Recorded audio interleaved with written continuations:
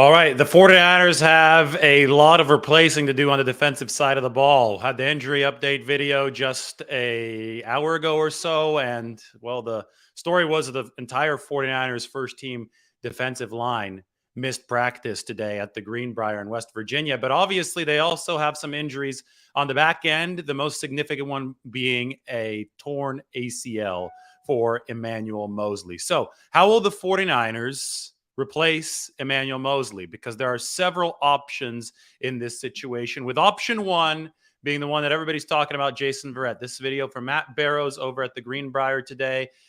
Jason Verrett working alongside Charvarius Ward. Why don't we make this big on the screen? You guys can check it out across the full thing. Defensive backs or cornerbacks coach Corey Undland at left, but Jason Verrett, number 2, has got the sleeve over the right leg. That's the surgically repaired ACL. Number 7, Charvarius Ward. We'll talk about him in a second. Worth every penny. The other assistant coach here standing on the left, that's Daniel Bullocks, the 49ers safety coach. So in the foreground, Corey Undland, Daniel Bullocks, and here you have Jason Verrett alongside Charvarius Ward. So they're both practicing today, and the question is, will Jason Verrett be the one that replaces Emmanuel Moseley alongside Charvarius Ward? He is option one, but I would caution you to not get too excited about a potential Jason Verrett return because of two things. Kyle Shanahan's language about the situation has indicated they want to give Jason Verrett as much runway time as possible. They opened his practice window from injured reserve last week, and he has 3 weeks to come back.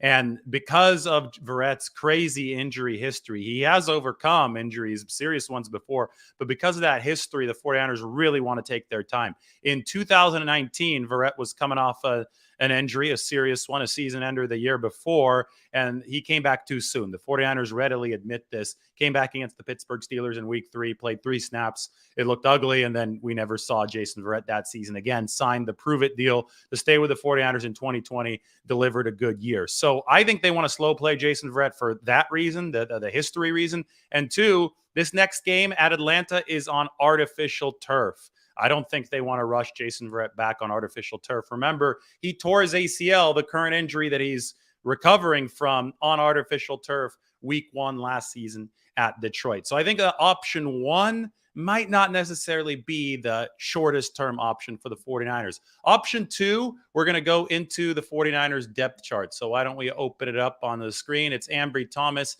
second year man.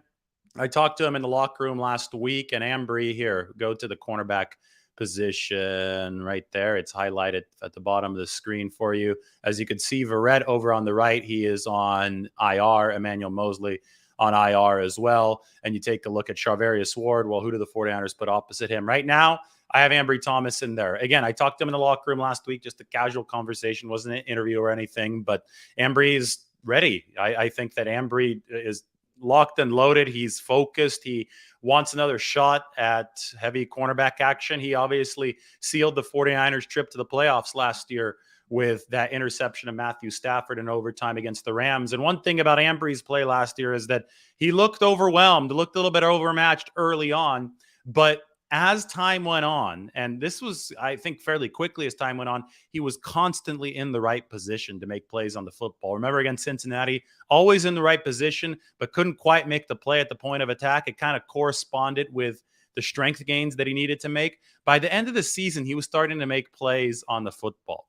And this year, I don't think it's through any developmental fault of his own, but this year the 49ers have Charvarius Ward on the roster. They obviously had Emmanuel Moseley as part of the active roster before the ACL tear, and Jason Verrett was coming back. So Ambry Thomas was kind of slotted behind all those guys, and now it may be his turn to shine. 17-game season, we talk about it all the time. Marathon, not a sprint. We'll see how much progress Ambry Thomas may have made if he is the option that the 49ers call on.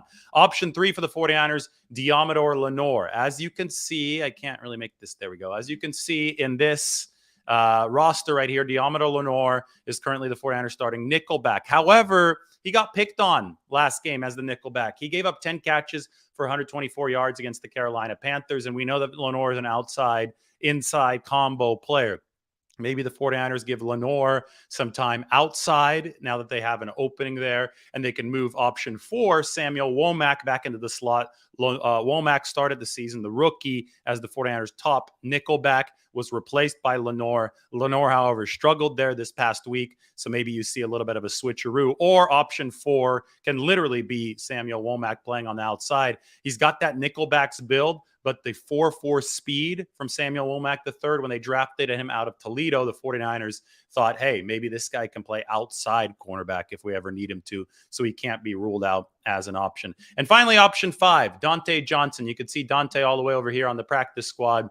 This is not an option to scoff at. Last year, at some points, I think people did scoff at it, but then Dante was one of the 49ers' heroes. He saved the day twice. I mean, really important action against the Rams in the NFC Week 18 game that sent the 49ers into the playoffs. And then he showed up against the Packers when the 49ers had cornerback injuries. Dante Johnson started at one of the cornerback spots and delivered. And that was obviously a game against Devontae Adams and Aaron Rodgers in a pinch. He was one of the key 49ers pinch hit performers last year. And he did it in a season that his mother died the weekend of that Cincinnati game. So a lot of respect for the 49ers goes to Dante Johnson, and he's most definitely one of the options here. So you have Verrett, you have Ambry Thomas, you have Deommodore Lenoir, you have Samuel Womack III, and you have Dante Johnson. You basically have 5 options. What will the 49ers do? Well, as I said with Verrett, the artificial turf in Atlanta might be a big factor leading to a combination of options. And by that, I mean no Jason Verrett this week. That would be my prediction. I think that you'd activate him on natural grass at Levi Stadium when the 49ers take on Patrick Mahomes and the Chiefs the week after that. You have a little bit of runway here against the Falcons pass offense that isn't very good with Marcus Mariota. And maybe you run a rotation. Maybe you let the younger kids play. Ambry Thomas, Deommodore Lenoir, Samuel Womack III, with a backup option at least being called up from the practice squad for the game in Dante Johnson, just in case there are some youthful mistakes. So you can go to a veteran that at least has a little bit of a higher floor. You audition these guys. You use this as an opportunity to give them some playing time, all before Jason Verrett gets all of his runway, finishes all of his runway for takeoff, and Verrett can be a big-time cornerback for the 49ers if he is indeed healthy. And that would be a very exciting pairing with Charvarius Ward, who John Lynch said worth every penny, and Kyle Shanahan reiterated that this week. They're paying Charvarius Ward $13.5 million per year.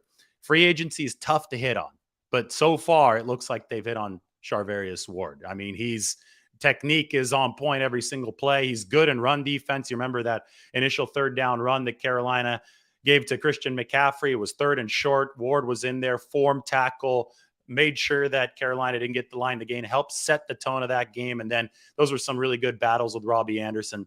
I, for one, just can't wait to see Charvarius Ward face his old team, Kansas City, square off against Patrick Mahomes in a couple weeks. And it's a question of who do you pair with Charvarius Ward? Ideal world, Jason Verrett, but it's going to take, I think, a little bit longer than just this week. There's some other intriguing options. Ambry Thomas, Deommodore Lenoir, Samuel Womack, and then obviously you have the backup plan in Dante Johnson. All right, so that's how the 49ers will replace Emmanuel Moseley. Just wanted to give you guys a little glimpse into what they're thinking. Like the video, sub to the channel. We'll talk to you all soon.